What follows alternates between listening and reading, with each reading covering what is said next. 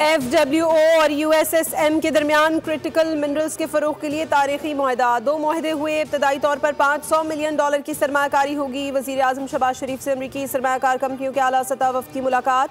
Army chief field marshal Asim Munir, वफाकी वज़रा बराए तिजारत और पेट्रोलियम भी शरीक थे। वफ़द ने वज़ीर आज़म को सोने, तांबे समेत दीगर मादनियात के वसी ज़खायर की मौजूदगी पर ब्रीफिंग दी। वफ़द ने पाकिस्तान में मादनियात के शोबे में सरमायाकारी में दिलचस्पी का इजहार किया।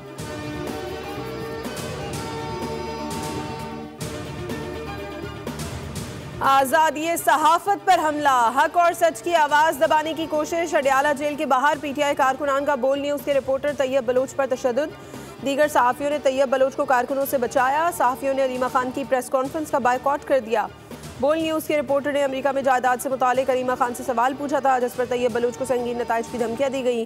तैयब बलोच की तस्वीर वायरल करके धमकाया गया। अडयाला जेल के बाहर तैयब बलोच को फ़राइज़ से रोकने के लिए टीमें तश्कील दी गई।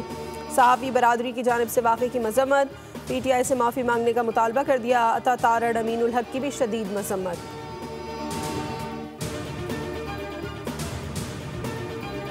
और लियाकतपुर में तेज़ बारिश और सैलाबी रेले के बायस कश्ती उलट गई। कश्ती में 20 अफराद सवार थे। 2 अफराद डूबकर जाँ बहाक, दीगर को बाहिफाजत रेस्क्यू कर लिया गया।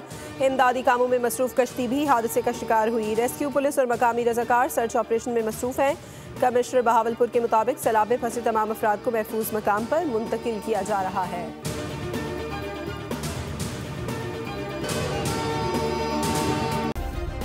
सब्सक्राइब करें और बेल दबाएं ताकि कोई खबर रह न जाए।